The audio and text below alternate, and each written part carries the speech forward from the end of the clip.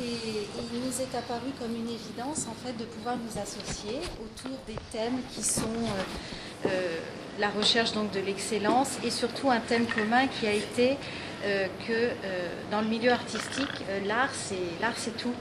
L'art c'est la mode, c'est la peinture, c'est la musique, c'est l'architecture et c'est la cuisine, bien évidemment. Et la chance a voulu que je travaille dans une maison où mon maître, Monsieur Dior, en fait, était non seulement un amoureux des tissus et de la couture, mais tout autant un amoureux de la gastronomie et de la cuisine. Donc bien évidemment, le mariage entre le Fairmont et la maison Dior m'est apparu comme une évidence.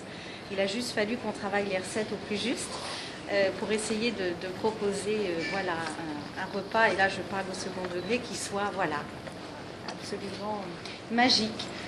Donc nous avons travaillé autour de ces trois thèmes de trilogie avec la bûche cousu main et non pas la bûche Dior, mais j'insiste sur le terme qui est tellement plus joli et surtout pas la bûche Dior mais la bûche cousu main, reprenant en fait le titre du livre de Monsieur Dior avec le talent de notre chef. Donc cette bûche cousue main aux couleurs de la maison et aux saveurs reprises dans le livre de Monsieur Dior.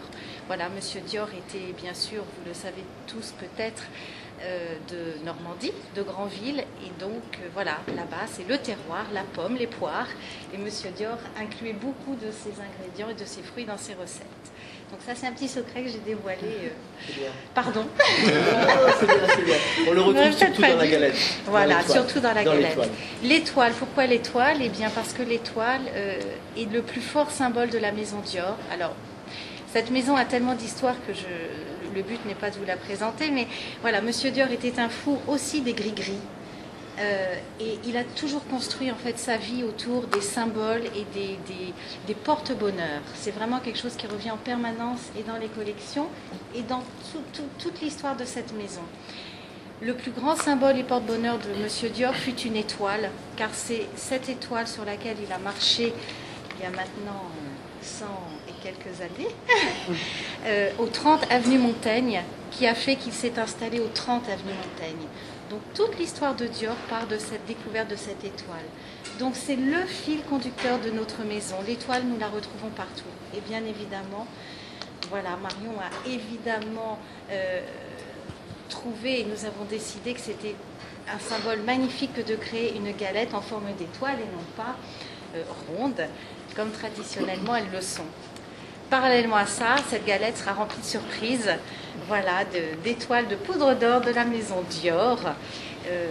Mais ça, je ne vais pas vous les dévoiler aujourd'hui. Et ensuite, troisième trilogie, explication, le thème de Cupidon autour de la Saint-Valentin.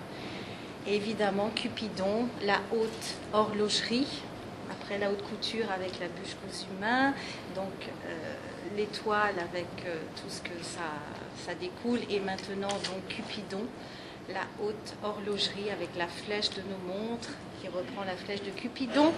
Et là aussi, pourquoi ce partenariat? C'est apparu comme une évidence parce que chez Dior, nous avons une collection de haute joaillerie qui s'appelle Cupidon.